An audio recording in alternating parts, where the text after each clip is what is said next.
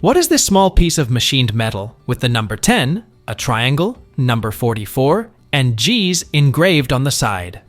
This was found by a friend of mine in a house built in 1892, but it's definitely more recent than that. I guessed maybe something from a typewriter or something adjacent to that, but I've really got no clue. Definitely a small part of a larger thing, and looks like it was oiled, and maybe snapped into machined holes on other metal bits. Any idea what this is and what it is used for?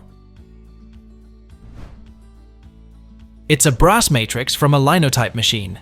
It's basically a mold that gets injected with hot lead, and it makes your line of type. As you type on the keyboard, the matrix drops out from the magazines at the top of the machine, and then forms a line, and then you send it through the system, and then it prints on the lead. Then the matrix is raised up, and they'll back up into their spots where they drop down into the magazines. The linotype machine was invented back in the late 1800s by Ottmar Mergenthaler, a German clockmaker who had emigrated to the United States in 1872. In July of 1886, the first commercially used linotype was installed in the printing office of the New York Tribune. Here, it was immediately used on the daily paper and a large book. The first ever book composed with the new linotype method was titled The Tribune Book of Open-Air Sports. As of 2023, the last known newspaper still using linotype in the United States is the Swatch Crescent. And the last one in Western Europe is the Le Démocrate de l'Ain. Here's a fun fact. The Morning Call newspaper had around 30 linotypes, and the Baltimore Sun used around 80 at a time. What is this copper alloy object that was buried in our garden in southwestern Germany? It's 55 millimeters long, weighs 28 grams, hollow on one end, with a closed top that resembles a pin mark. It lacks insulation or a hex head, so it doesn't seem to be a glow plug. Does anyone have any idea where it could have come from? It's the igniter of an M2 mine, a US-bounding anti-personnel mine used during World War II. In the full assembly, the igniter charge would rest on the lengthwise grooves inside a cardboard tube. The M2 was not considered a successful design and was replaced with more successful German-based designs soon after the Second World War. What is this cast iron little ducky for? I am told it was a little over 100 years old, but what would it be used for? It's about 6 inches tall, hand-painted, very heavy, and there are no markings that I can see. I'm guessing maybe a decoration or a paperweight. I'm definitely curious if someone knows its intended use.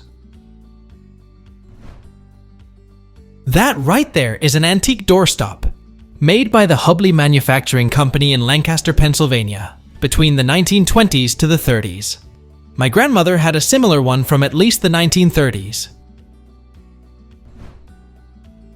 What is this furniture I found whilst cleaning out my family's barn in Northern Europe? It's probably at the dump by now, but I'm still curious. Any ideas? You might want to see if you still have it, because there is a market. It's a rare World War I British officers' folding campaign field cot. Here's one I found for $1,250 US.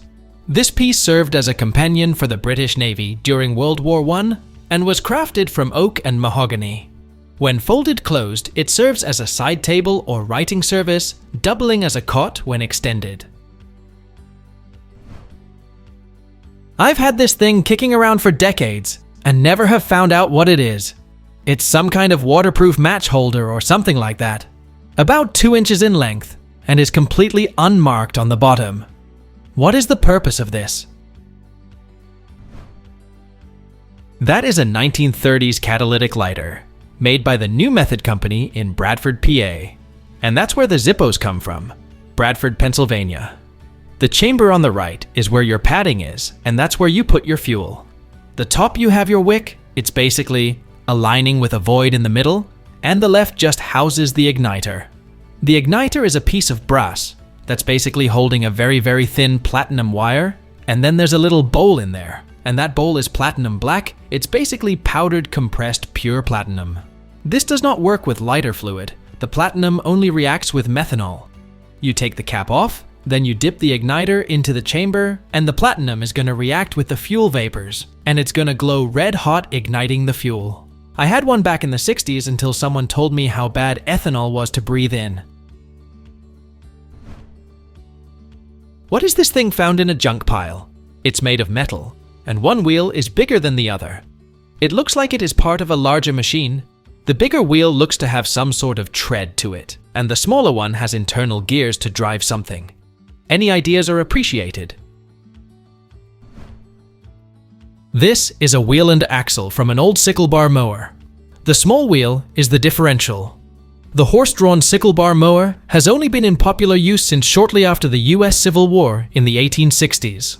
Earliest crude production models started to appear around 1845. Many refinements were made, and the basic style of the push-pull frame came into being at the end of the 19th century. What is this thing made of wood found at a Catholic seminary and priest's house in the 1970s? Around 15 inches wide, and the cylinders are about 1 inch. What is it?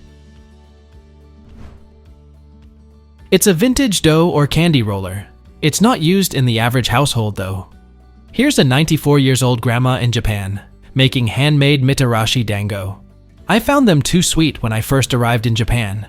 I really disliked the sweet soy sauce flavor and avoided them for almost 20 years, then decided to try it again. And I love it. Handmade like this must be amazing. What is this, some sort of cylindrical metal clamp purchased at a thrift store for 25 cents? We jokingly said it's a speculum. The default position is open, but when you squeeze it, it shuts. It's cylindrical and fairly heavy. Does anyone know what this would be used for? It's an ice cream dipper. You clamp on the cone and dip the ice cream in chocolate. It was patented on July 11, 1939 by Robert J. Price of Uniontown, Pennsylvania. I'm happy that you bought it first and decided to find out later. My own habit is to grab up strange plier-like tools first and figure out what I'll do with them later. What is this wooden box found in a second-hand store in Belgium? It has a cylindrical metal box in it and number 31713 with 2 round papers inside, one with perforations. Any idea what it could be for? Please tell us down in the comments. Thanks for watching. Let's make life fun.